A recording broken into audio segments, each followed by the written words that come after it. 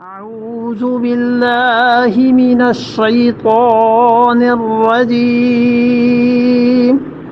بسم الله الرحمن الرحيم ما كان لنبي أن يكون له أسرى حتى يسخن في الأرض تريدون عرض الدنيا والله يريد الآخرة والله عزيز حكيم ما کان لنبی، اور نبی صلی اللہ علیہ وسلم کے یہ شایان شان نہیں تھا. حضرت صلی اللہ علیہ وسلم کے لیے یہ مناسب ہی نہیں تھا. کیا نہیں چاہیے تھا انہیں کہ یکون لہو اسرا، کہ ان کے پاس جب قیدی آئیں، حتی یہاں تک کہ یسخن فی الارض، وہ جب تک زمین کو خون سے بھر نہ دیں، جب تک خون ریزی نہ ہو جائے، جب تک کہ خون بہہ نہ جائے ان کا، انہیں چھوڑ دیں. تریدون، تم یہ چاہتے ہو، الدنیا تریدون عرض الدنیا، تم یہ چاہتے ہو کہ دنیا کی زندگی، دنیا کی جنس. واللہ یرید الآخرہ، اور اللہ آخرت کو چاہتا ہے. واللہ عزیز، اور اللہ غالب ہے، حکیم، حکمت والا ہے، غلبہ وہ دیتا ہے. کافروں کا مقابلے میں پیسے لے لینا یہ بات ٹھیک نہیں. ان آیات میں دو آیات میں اللہ تعالی نے دو مسائل بیان کیے ہیں.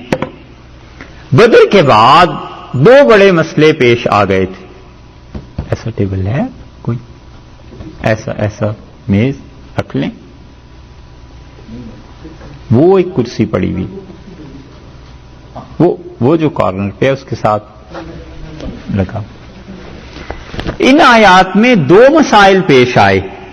ایک تو یہ کہ بدر میں جو 70 قیدی آئے ہیں ان کا کیا کرنا ہے، اور ایک غنیمت کا مسئلہ. اور غنیمت کا مسئلہ تو بالکل ابتدا میں بھی آ گیا تھا کہ یسألونک عن الانفال، اور آپ سے پوچھتے ہیں زائد چیزوں کے بارے میں، انفال کے بارے میں. پھر آ گیا 10ویں پارے کی پہلی آیت میں کہ وَاعْلَمُوا أَنَّمَا غَنِمْتُمْ، اور یاد رکھو جو غنیمت ہے اس کے بارے میں تم نے کیا کرنا ہے. اب تیسری مرتبہ یہاں یہ بات پیش آئی ہے، اور اللہ تعالی نے یہ بات ارشاد فرمائی کہ سب سے پہلے تو قیدیوں کا مسئلہ ہے، اور اس کے بعد غنیمت کے مال کا مسئلہ ہے کہ قیدی جو تھے تم نے رہا کر دیے، چھوڑ دیے. کیوں؟ ما کان لنبی، حضور اکرم صلی اللہ علیہ وسلم کے یہ شایان شان نہیں تھا کہ یکون لہو اسرا، کہ جب قیدی ان کے پاس آئے ہیں تو قیدیوں کو پیسے لے کر، فدیہ لے کر چھوڑ دیتے. حتی یسخن فی الارض، یہاں تک کہ وہ زمین پہ چاہیے تھا رنگ دیتے زمین کو ان کے خون سے. سخنا کا مطلب عرب کہتے ہیں کسی چیز کا اتنا گاڑا ہو جانا کہ وہ بہنے سے رک جائے. کوئی بھی چیز اور کسی بھی ترکیب سے اتنی گاڑی ہو جائے کہ اب وہ بہنے سے رک جائے، اسے عرب کہتے ہیں سخنا. سخین، ایسی چیز جو موٹی ہو گئی. اسخنتہ ضربا، میں نے اسے اتنا مارا کہ وہ آدمی ثقیل ہو گیا، سخین ہو گیا، وہ اپنی جگہ پر جم گیا، حرکت نہیں کر سکتا تھا. یہ ہے یہاں تک کہ زمین ان کے خون سے رنگ جائے. یعنی یسخنا، آپ ایسا کرتے ان قیدیوں کے ساتھ کہ ان کی قوت، ان کی طاقت ریزہ ہو جاتی، اٹھنے کے قابل نہ یہ رہتے. بدر میں جو آپ کے خلاف آئے ہیں کافر. پہلی بات تو آئی قیدیوں کی، اور قیدیوں کے معاملے میں اس آیت سے پتا چلا کہ اصل میں قیدیوں کو تو پھر قتل کر دینا چاہیے. اور اللہ تعالی نے یہ بتا دیا کہ جو کچھ فدیے کا مال لیا ہے تم نے، ہم نے اسے جائز قرار دیا. غنیمت کے مال کو اللہ نے جائز قرار دیا اور اللہ تعالیٰ نے بتایا کہ فدیہ لینے پہ خدا کو زیادہ پسند نہیں آئی یہ بات. ایک آیت یہ ہے اور ایک آیت آئی ہے سورہ قتال میں اور وہ ہے 26ویں پارے میں. بحث یہ ہوئی ہے کہ کون سی آیت کس آیت سے منسوخ ہے. 26واں پارہ اور 47 نمبر سورت ہے سورہ محمد صلی اللہ علیہ وسلم اور اسے ہی سورہ قتال بھی کہتے ہیں.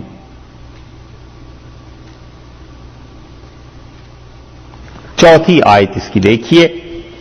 اس میں اللہ تعالی نے فرمایا ہے فَإِذَا لَقِيتُمُ الَّذِينَ كَفَرُوا اور جب تم ملاقات کرو ملو لڑو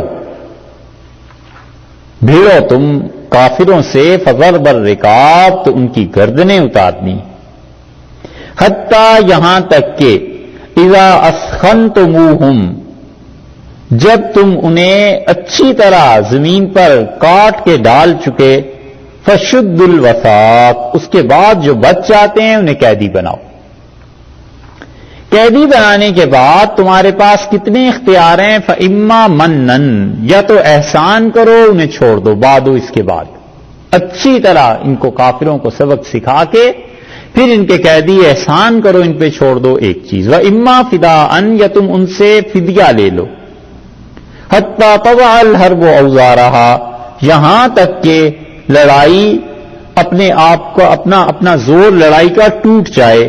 ذالک یہ سن چکے ہو ولو شاء اللہ اور اگر اللہ تعالی چاہتا لانتصر منہم تو بدلہ لے لیتا ان سے ولکن لیبلو بعضکم ببعض لیکن اللہ تعالی تمہیں آزماتا ہے انسانوں کو ایک دوسرے کے ذریعے سے. والذین قتلوا فی سبیل اللہ اور جو اللہ کی راہ میں شہید ہو گئے فلن یضل اعمالہم اللہ ہرگز ان کے اعمال کو ختم نہیں کرے. اس سے معلوم ہوا کہ قیدیوں کو قتل کر لیا جائے ایک چیز تاکہ زمین خون سے رنگ جائے یا دوسری چیز فرمائی کہ احسان کر کے چھوڑ دیا جائے بغیر کچھ لیے فدیے کی. تیسری چیز یہ فرما دی کہ تم ان سے فدیہ لے لو اور چوتھی چیز آ گئی کہ انہیں غلام رکھو. ان چار چیزوں کا اللہ نے حکم دیا ہے کہ یہ چار چیزیں ہیں جو قیدیوں کے ساتھ کی جا سکتی ہیں. سب سے پہلے تو قیدیوں کا کافروں کا قتل کرنا قیدی تو بعد میں بننے ہیں اس کے بعد قیدی بنانا ایک. دوسری بات یہ بتائی ہے کہ غلام تیسرے فدیہ لے کر چھوڑ دیں اور چوتھی چیز یہ کہ منن احسان کرو اور تم ان کو چھوڑ دو. پہلی دو باتوں پہ پوری امت کا اتفاق ہے کہ کافروں کو جو بھی مسلمانوں کے خلاف لڑنے آئے ہیں کافروں کی قسمیں ہیں. یہ اچھی طرح سمجھنے کی بات ہے کہ ہر کافر واجب القتل نہیں ہے کافروں کی قسمیں ہیں. اور سورہ توبہ میں اللہ تعالی نے جو قسمیں اس کی دی ہیں نا کہ ان کافروں کے ساتھ یہ ہے ان کے ساتھ یہ ہے ان کے ساتھ یہ ہے یہ ساری چیزیں مسلمانوں کو سکھاتی ہیں کہ ہر کافر واجب القتل نہیں. وہ کافر جو حربی ہے جو اترے ہی اس لیے ہے میدان جنگ میں کہ تمہیں مارے یا تم اسے مارو تو لڑو اس سے مارو اسے. اور جو کافر آبادیاں ہیں جنہوں نے مسلمانوں کو کچھ نہیں کہا پبلک ہے ان کی اور اس زمانے میں لاکھوں آدمی ایسے پائے جاتے ہیں جو کہتے ہیں ختم کرو بھئی نہیں لڑنا ہم نے ان کو کیوں قتل کیا جائے گا. تو حربی کافروں کے بارے میں جب وہ آئیں گے سورہ توبہ میں تو انشاءاللہ بات کریں گے تفصیل سے. وہاں فی الحال یہ کہ وہ جو حربی کافر ہیں چار چیزیں یا تو ان کو قتل کیا جائے اچھی طرح اور اس کے بعد انہیں قیدی بنا لیا جائے. پوری امت اس پہ متفق ہے سارے فقہا کہ وہ کہتے ہیں یہ ٹھیک ہے قیدی بنانا. دوسری بات وہ کہتے ہیں کہ غلام بنا لیے جائیں. تو اب پوری امت نے مل کے یہ طے کر دیا کہ غلامی کے معاہدوں پہ دستخط کر دیے کہ ہم غلام نہیں بنائیں گے یا تو یہ معاہدہ پہلے توڑیں پھر اس پہ عمل کریں. جب معاہدہ نہیں توڑ رہے اور ان سب لوگوں نے دستخط کیے ہوئے ہیں اس معاہدے پہ تو اب تو یہ بات نہیں ہوگی. رہ گئی دو باتیں کہ فدیہ لے کر چھوڑ دیں یا نہ چھوڑیں ایسے ہی آزاد کر دیں. یا فدیہ لے لیں. تو امام مالک، امام شافعی اور امام احمد رحمہ اللہ تو وہ تینوں کہتے ہیں کہ امام وقت کو اختیار ہے. وہ کہتے ہیں فدیہ لے لیں، پیسے لے لیں، اس کے عوض میں چھوڑ دیں، ٹھیک ہے، اور نہ لیں اور انہیں قتل کر دیں، یہ بھی ٹھیک ہے. اور امام ابو حنیفہ رحمۃ اللہ علیہ کے نزدیک بغیر معاوضے کے چھوڑنا تو بالکل جائز نہیں. وہ کہتے ہیں کہ پیسے لے کے چھوڑنا، اصل میں تو امام صاحب رحمۃ اللہ علیہ کا مسلک مشہور یہی ہے کہ پیسے لے کے بھی قیدیوں کو بھیجنا جائز نہیں. وہ کہتے ہیں انہیں مارو یا پھر انہیں غلام بنا کے رکھو. اور سیر کبیر میں امام محمد رحمۃ اللہ علیہ کی روایت آتی ہے، اور سیر کبیر میں وہ کہتے ہیں کہ مسلمانوں کو اگر پیسے کی ضرورت ہے تو قیدیوں کو چھوڑ دیا جائے اور پیسے ان سے لے لیے جائیں. اور سورہ انفال میں اللہ تعالی نے یہ بتایا ہے کہ یسخن فی الارض، اور وہاں بھی آپ دیکھ رہے ہیں یہاں بھی یہی ہے کہ جب تم لوگ اچھی طرح زمین پر خون بہا لو. تو آخر پہ خلاصے میں آ کر حنفی فقہا جب یہ کہتے ہیں کہ قیدیوں کو پیسے لے کر حکومت سے پھر تم چھوڑ سکتے ہو، تو کچھ فقہا پھر اس طرف بھی گئے ہیں کہ وہ کہتے ہیں احسان کر کے بھی چھوڑا جا سکتا ہے قیدیوں کے تبادلے کے طور پہ. تو چوتھی فقہ جو حنفی تھی بالآخر یہ بھی اسی نتیجے پہ پہنچتے ہیں کہ امام وقت کو اختیار ہے، وہ چاہے تو پیسے لے کے چھوڑ دے، وہ اگر مسلمانوں کو پیسے کی ضرورت ہے، وہ چاہے تو قیدیوں کا تبادلہ کر لے. یہ جو آیت ہے سورہ انفال میں اور سورہ محمد صلی اللہ علیہ وسلم میں جو ابھی پڑھی ہے، سارے حضرات یہ کہتے ہیں حنفی، شافعی، مالکی اور حنبلی رحمہ اللہ، وہ سب کے نزدیک سورہ محمد صلی اللہ علیہ وسلم کی جو آیت ہے اس سے یہ آیت کریمہ منسوخ ہے، بدر والی، یہ جو سورہ انفال کی ہے. اور حنفی فقہا اس کے برعکس کہتے ہیں. حنفی فقہا کے نزدیک وہ جو سورہ محمد صلی اللہ علیہ وسلم کی جو آیت تھی وہ منسوخ ہے یہاں سے، اور وہ کہتے ہیں کہ اس میں جو 4 حکم ہیں اللہ نے یہاں سورہ انفال میں کہا ہے کہ شرد بہم، ان کو ایسا سبق سکھا کہ ان کے پچھلے جو ہیں، ان کے علاوہ جو کافر ہیں، وہ کبھی اسلام کے خلاف سر نہ اٹھا سکیں، مسلمانوں کو کبھی مار نہ سکیں. وہ کہتے ہیں یہ جو آیت اللہ تعالی نے یہاں پر فرمائی ہے اس سے وہ آیت منسوخ. لیکن محققین کے نزدیک یہ ناسخ اور منسوخ کا مسئلہ ہی نہیں ہے. وہ کہتے ہیں کہ وہاں بھی اللہ نے کہا ہے کہ شدید خون ریزی کے بعد انہیں قید کرنا ہے، یہاں بھی اللہ تعالیٰ نے یہ فرمایا کہ شدید خون ریزی کے بعد قید کرنا ہے.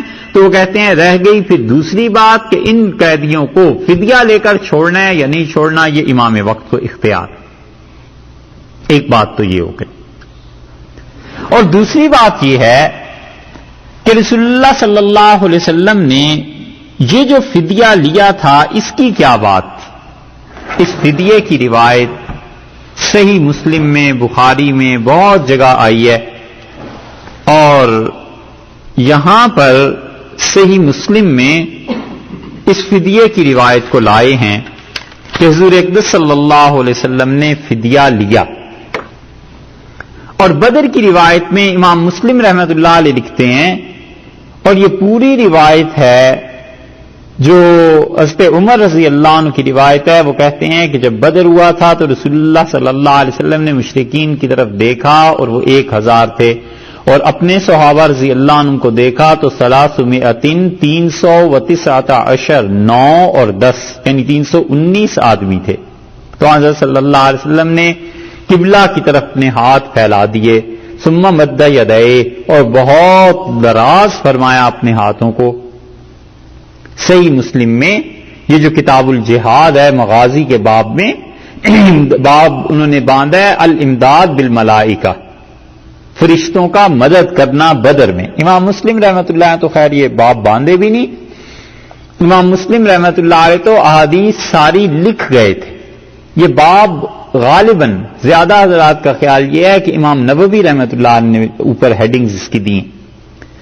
اور وہ کہتے ہیں حضرت عمر رضی اللہ عنہ کہ رسول اللہ صلی اللہ علیہ وسلم نے اپنے ہاتھ پھیلائے اور بار بار یہ ارشاد فرما رہے تھے، دعا میں عرض کر رہے تھے کہ اللہم انجز لی ما وعدتنی، اللہ اس وعدے کو پورا کر دیں جو آپ نے مجھ سے کیا تھا، اللہم آت ما وعدتنی، اللہ وہ چیز دے دیں جس کا آپ نے مجھ سے وعدہ فرمایا تھا، اللہم ان تہلک ہذہ العصابہ، اور اللہ اگر یہ جماعت من اہل الاسلام، اسلام کے ماننے والوں میں سے آج اگر اسے کچھ ہو گیا، لا تعبد فی الارض، اللہ زمین پہ کبھی بھی پھر تیری عبادت نہیں کی جائے گی۔ فما زال یہتف بربہ، اور رسول اللہ صلی اللہ علیہ وسلم اپنے پروردگار سے یہ عرض کرتے رہے، مادن یدے، اپنے دونوں ہاتھ پھیلا پھیلا کے قبلے کی طرف ہو کے، یہاں تک کہ آپ کی چادر آپ کے کندھے سے گر گئی۔ اور ابو بکر رضی اللہ عنہ نے آئے اور انہیں یہ دیکھا، اور انہوں نے حضرت صلی اللہ علیہ وسلم کے دونوں شانوں پر چادر اڑا دی اور پھر پکڑ لیا انہیں کمر مبارک سے پیچھے سے، اور انہوں نے کہا یا نبی اللہ کفاک، اللہ کے رسول بہت ہو گیا، مناشادتک ربک، بہت آپ نے پروردگار سے دعا مانگ لی، فإنہ سینجز لک ما وعدک، آپ بے فکر رہیں، اللہ ضرور اپنے وعدے کو پورا کر دے گا۔ اور اللہ نے اس کے بعد یہ آیت نازل کی کہ اذ تستغیثون ربکم فاستجاب لکم، اور جب تم اپنے پروردگار سے فریاد کر رہے تھے، مدد کی درخواست پیش کر رہے تھے، اور اللہ نے تمہاری سن لی، اور کہا انی ممدکم بألف من الملائکۃ مردفین، کہ میں پیچھے آنے والے جو 1000 فرشتے ہیں میں ان سے تمہاری مدد کروں گا، فأمدہ اللہ بالملائکہ، اللہ نے بدر میں ہماری مدد کی۔ یہ حضرت عمر رضی اللہ عنہ کا اپنا جملہ ہے، فرشتوں کے ذریعے۔ قال ابو زمیل یہ کہتے ہیں، یہ حدیث کے راوی ہیں، فحدثنی ابن عباس، عبداللہ ابن عباس رضی اللہ عنہ نے ہمیں بتایا کہ بینما رجل من المسلمین یومئذ، اور وہ دن ایسا تھا کہ مسلمانوں میں ایک صحابی رضی اللہ عنہ جو تھے وہ فی اسر رجل من المشرکین امامہ، ایک مشرک آگے آگے بھاگ رہا تھا، وہ اس کے پیچھے جا رہے تھے، اذا سمع ضربۃ بالصوت، تو وہ بجائے اس کے کہ یہ اس کافر کو مارتے، انہوں نے سنا ایک کوڑا پڑا ہے، وصوت الفارس فوقہ، اور گھوڑے کی آواز ہنہنانے کی سنی، یقول اقدم ہیزوم، اور آواز یہ تھی کہ اس نے کہا ہیزوم آگے بڑھو، ہیزوم شاید نام ہوگا اس گھوڑے کا۔ تو وہ صحابی رضی اللہ عنہ کہتے ہیں کہ میں اس مشرک کو دیکھ رہا تھا جو میرے آگے تھا، میں نے اسے مارنا تھا تو میرے مارنے سے قبل ہی وہ گرا، اور میں نے دیکھا اس کے ناک کی ہڈی ٹوٹ گئی اور اس کا چہرہ ٹکڑے ٹکڑے ہو گیا، ایسے ہو گیا اس کا چہرہ جیسے کسی نے شدید کوڑا اس کے چہرے پہ مارا ہے۔ تو یہ انصاری صحابی تھے رضی اللہ عنہ، انہوں نے آ کے رسول اللہ صلی اللہ علیہ وسلم سے یہ بات کی، فقال صدقتا، آپ نے فرمایا تم سچ کہتے ہو، ذالک من مدد السماء الثالثہ، یہ تیسرے آسمان کے فرشتے آئے تھے اسے مارنے کے لیے، فقتلوا یومئذ 70، حضرت عمر رضی اللہ عنہ، عبداللہ ابن عباس رضی اللہ عنہ نے کہا کہ اس دن 70 آدمی ان کے مارے گئے، وأثروا 70، اور 70 کو ہم نے قیدی بنا لیا صحابہ رضی اللہ عنہ نے۔ قال ابو زمیل، اور ابو زمیل رحمۃ اللہ علیہ جو حدیث کے راوی بھی ہیں، وہ کہتے ہیں کہ عبداللہ ابن عباس رضی اللہ عنہ نے کہا فلما اثر الاسارا، اور جب یہ قیدی آئے ہیں، قال رسول اللہ صلی اللہ علیہ وسلم لابی بکر و عمر، تو رسول اللہ صلی اللہ علیہ وسلم ابو بکر رضی اللہ عنہ سے پوچھا اور عمر رضی اللہ عنہ سے پوچھا، ما ترون فی ہؤلاء الاسارا، کیا رائے ہے تم دونوں کی، کیا کریں ان قیدیوں کے ساتھ؟ فقال ابو بکر رضی اللہ عنہ نے کہا یا نبی اللہ ہم بنو العم والعشیرہ، اللہ کے رسول یہ چچا زاد بھائی ہیں، ہمارا اپنے ہی قبیلہ اور کنبہ ہے سارا،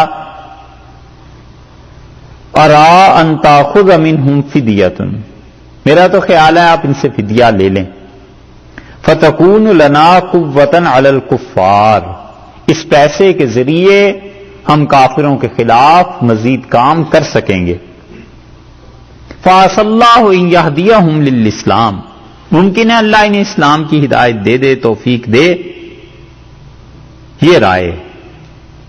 اور رسول اللہ صلی اللہ علیہ وسلم ما ترى یا ابن الخطاب، خطاب کا بیٹا کیا کہتا ہے اس بارے میں؟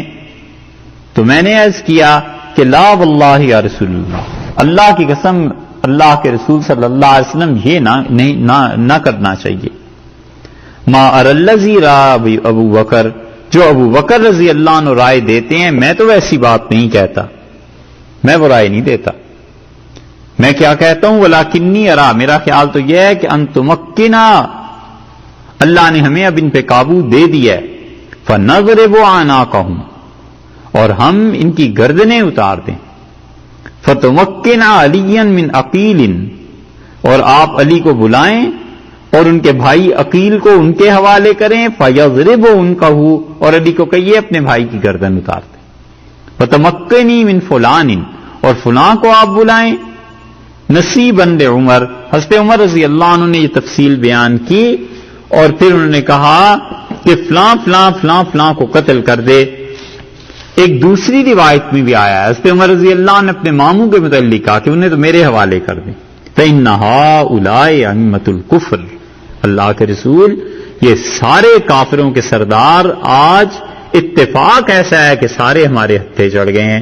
وصنادیدها، اور یہ وہ ہیں جو اپنی قوم میں بڑی بڑی حیثیتوں کے مالک ہیں اور یہ آج اتفاق سے آ گئے ہیں، تو آپ ان کو بالکل نہ جانے دیں واپس. فحوی رسول اللہ صلی اللہ علیہ وسلم، اور رسول اللہ صلی اللہ علیہ وسلم مائل ہوئے ما قال ابو بکر، جو کچھ حضرت ابو بکر رضی اللہ عنہ نے کہا. یہ حدیث ہے، بڑی تفصیلات ہیں اس میں، لیکن کیا تفصیل بیان کریں، وقت بہت ہو گیا. کبھی حدیث پڑھنے کا موقع ہو تو بات ہے. قرآن پاک اللہ تعالیٰ جو کچھ بھی سمجھا دے اور اللہ تعالیٰ جو کچھ بھی دے اللہ ہی کی مہربانی ہے. آنا جانا تو کیا ہے، مگر قرآن پاک جتنا بھی ہم لوگ پڑھ رہے ہیں نا، یہ شاید اس کا 10% بھی نہیں ہے جو حدیث پڑھنے اور پڑھانے میں باتیں آتی. کبھی موقع ہو اللہ تعالیٰ دے اور ہم حدیث پڑھائیں تو پھر پتہ چلے کیا چیز ہے کہ حدیث میں کتنا کچھ آیا ہے. اصل میدان تو ہمارا جہالت ہی ہے، جاہل آدمی ہے، لیکن جو کچھ تھوڑی بہت شدھ بدھ ہے بس وہ حدیث کے معاملے میں ہے. اتنا تفسیر اور ان چیزوں کا ہمیں علم نہیں. کہتے ہیں کہ حضرت بکر رضی اللہ عنہ کی طرف رسول اللہ صلی اللہ علیہ وسلم مائل ہوئے، اور جب اگلا دن آیا تو حضرت عمر رضی اللہ عنہ کہتے ہیں میں حاضر ہوا فإذا رسول اللہ صلی اللہ علیہ وسلم و ابو بکر قاعدین، میں نے دیکھا نبی کریم صلی اللہ علیہ وسلم ابو بکر رضی اللہ عنہ دونوں بیٹھے ہوئے ہیں، وہما یبکیان، اور دونوں تشریف فرمایا اور رو رہے ہیں. اس میں یہ جو حضرت عمر رضی اللہ عنہ نے رائے دی ہے نا، ان کی رائے سے بھی زیادہ سخت حضرت سعد رضی اللہ عنہ کی رائے تھی. سعد ابن معاذ رضی اللہ عنہ کی، وہ حدیث کی دوسری روایت میں آتا ہے، انہوں نے کہا اللہ کے رسول آگ جلائیں اور ان سب کو اس میں ڈال دیں تاکہ پتہ چلے انہیں کہ ہمیں جو آپ لوگوں کو جو تنگ کرتے رہے ہیں اور جو ستاتے رہے ہیں اس کا یہ ہے انجام. تو رسول اللہ صلی اللہ علیہ وسلم نے فرمایا سعد آگ کا عذاب تو بس اللہ ہی دے تو دے، میں نہیں دے سکتا. اور آپ نے کہا ابو بکر تمہاری رائے، تم اتنے نرم دلو جیسے عیسیٰ علیہ السلام اور ابراہیم علیہ السلام تھے. فرمایا ابراہیم علیہ السلام نے کہا اللہ اگر یہ میری قوم میری بات مانے تو پروردگار یہ اچھی چیز ہے، وہیں آسانی، اور اگر میری بات نہ مانے تو اللہ آپ معاف کرنے والے. اور آپ نے فرمایا عمر تمہاری مثال تو نوح اور حضرت موسیٰ علیہ السلام جیسی ہے جنہوں نے بد دعائیں کی اپنی قوم کے لیے. تمہاری مثال تو یہ. رسول اللہ صلی اللہ علیہ وسلم دو انبیاء علیہ السلام سے اور جلیل القدر انبیاء علیہ السلام سے جن کو تشبیہ دے رہے ہیں وہ خلافت کے قابل نہیں، اور حضرت علی رضی اللہ عنہ کو حضرت ہارون علیہ السلام سے ایک مرتبہ تشبیہ دے دی تھی، بس وہ خلافت کے قابل. یہی کہتے ہیں نا. تو دونوں رو رہے ہیں. تو میں نے عرض کیا اللہ کے رسول اخبرنی من ای شیء تبکی انت وصاحبک، اللہ کے رسول یہ ارشاد فرمائیں مجھے کچھ تو بتائیں آپ اور آپ کے یہ دوست کیوں رو رہے ہیں. حضرت بکر رضی اللہ عنہ فإن وجدت بکاء بکیت، اور اگر رونے کی کوئی بات ہے تو میں بھی رو پڑوں، اور اگر میں نہیں رو پاتا تو کم سے کم صورت ہی ایسی کچھ بناؤں. تو رسول اللہ صلی اللہ علیہ وسلم اب کی للذی عرض علی اصحابک من اخذہم الفدا، یہ جو فدیہ لیا ہے نا اس کی وجہ سے جو کچھ پیش آیا ہے اس کی وجہ سے رو رہا ہوں.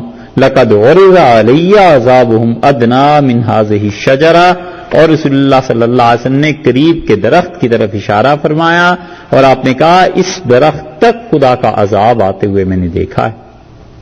اور اللہ نے مجھ پہ یہ آیت نازل کی ہے کہ ما کان لنبی ان یکون لہ اسرا، اور نبی صلی اللہ علیہ وسلم کے لیے یہ مناسب ہی نہیں ہے، ان کے شایان شان ہی نہیں ہے کہ وہ قیدیوں کو چھوڑتے ہیں حتیٰ یسخن فی الارض. انہیں تو چاہیے تھا کہ زمین کو ان کے خون سے رنگ دیتے. یہاں سے لے کے فکلوا مما غنمتم حلالا طیبا کی آیات یہ رسول اللہ صلی اللہ علیہ وسلم نے مجھے سنائی، اور اللہ نے ہم لوگوں کے لیے غنیمت کے مال کو جائز قرار دیا، حلال کر دیا. یہ ہے وہ چیز جو یہاں پر آئی ہے کہ اللہ تعالی نے فرمایا کہ رسول اللہ صلی اللہ علیہ وسلم کے لیے یہ مناسب ہی نہیں تھا کہ وہ پیسے لے لیتے اور قیدیوں کو چھوڑ دیتے. یہ اس سے وقر رضی اللہ عنہ کی رائے تھی، اور اس سے وقر رضی اللہ عنہ نے کون سا اپنی ذات کے لیے رائے دی. انہوں نے بھی یہ کہا کہ اللہ کے رسول کچھ پیسے مل جائیں گے، مسلمانوں کے حالات ٹھیک ہو جائیں گے، کافروں پر ہم غلبہ پا لیں گے. اللہ تعالیٰ کو پسند نہیں آئی اور فرمایا تریدون عرض الدنیا، تم دنیا چاہتے ہو، واللہ یرید الآخرہ، اور اللہ آخرت چاہتا ہے. حق تعالی شانہ نے اس بات پر عتاب فرمایا ہے اور ارشاد فرمایا کہ واللہ عزیز حکیم، اللہ غالب ہے، حکمت والا ہے. جو حکمت ہے ان کو مارنے میں، یہ سب کے سب جمع ہو گئے تھے، تم انہیں کچل دیتے، ان کافروں کا زور ٹوٹ جاتا، یہ آئندہ مسلمانوں کے خلاف اٹھ نہ سکتے.